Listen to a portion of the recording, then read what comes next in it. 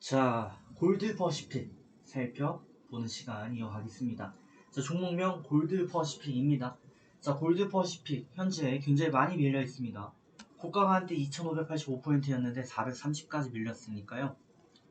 MDD 고점비 하락률이 70%가 넘었던 것 같아요. 85% 가까이 됐던 기업이었고, 최근 들어서 슈팅이 다시 형성이 되고 있는데, 저희는 여기에 대해서 의문이 좀 남습니다.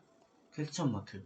지금이 진짜 슈팅 구간인 것인가, 가짜인가, 의문 부호가 남는데, 과연 어떻게 대응을 해야 되는가 생각을 해볼 필요가 있고, 과거 패턴을 중심으로 조금 더 살펴보게 되면요, 주식의 패턴이 있습니다.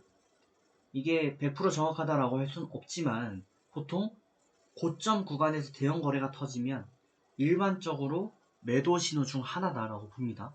고점에서 대형 거래가 터진다는 거는 개인들이 마지막에 개인들은 좀 어쩔 수 없이 그런 성향이 있어요.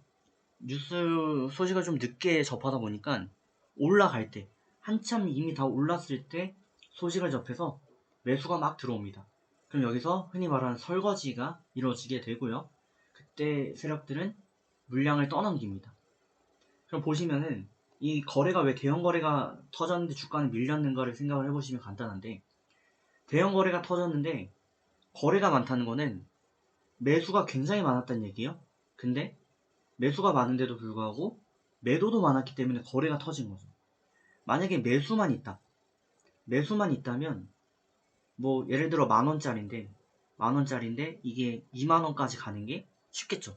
왜냐면 그냥 다 사기만 하면 만 원짜리 호가가 11,100원, 1,000원, 15,000원, 18,000원, 2만원 그냥 올라가겠죠.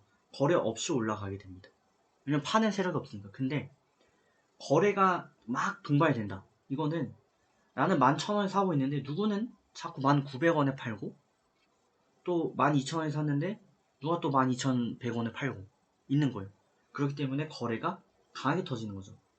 올라갈 때, 주가가 급등할 때 대형 거래가 터지는 거는 조심해라 라는 게 차트의 기본적인 분석이고요. 그로 인해서 대형 거래가 터졌을 때는 이미 고점을 형성했다 라고 볼 수 있는 겁니다.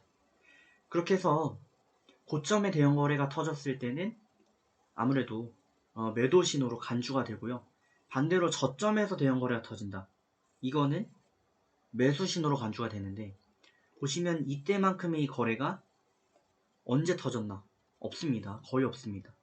네, 거의 없는데 최근 흐름인 조금 이상하긴 해요.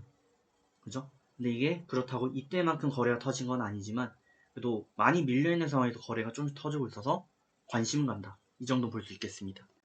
근데 만약에 거래가 한 이만큼 터졌다. 거래가 만약에 지금 이만큼 터졌다 라고 한다면 그거는 당연히 매집 신호고 매수의 신호가 될 수 있다. 일종의 뭐 기법 같은 부분이기도 한데 하나 말씀을 좀 드립니다. 자, 이슈 간단히 체크하고 대응법을 드리도록 할게요.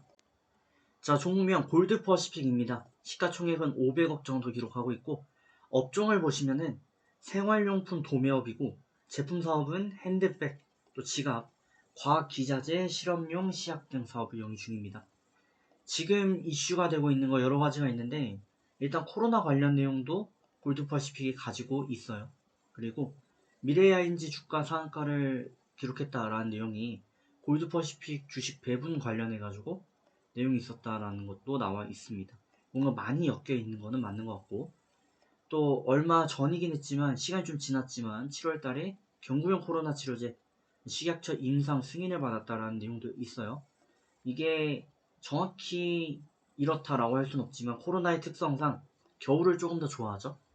겨울에 많은 분들께서 마스크를 이제 풀고 다니기 시작하셨고, 물론 대부분은 그러지 않은 것 같아요. 근데 실내 구간에서는 이게 아무래도 좀 퍼질 가능성이 높기 때문에 미리 움직이는 테마일 수도 있다. 계절적인 요인으로 그런 부분도 저희가 체크를 해볼 수가 있겠고요.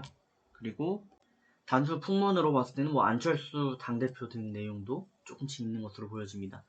장기 차트는 122평이 강한 저항입니다. 그래서 이때도 돌파 마감하지 못하고 밀렸었고요. 이때도 터치만 하고 밀렸습니다.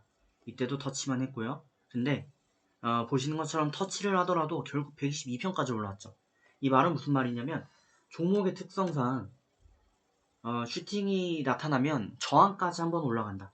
네, 그런 내용이기 때문에 지금 여기서 슈팅이 좀 더 형성되면 122평까지 건드릴 가능성은 충분한 겁니다.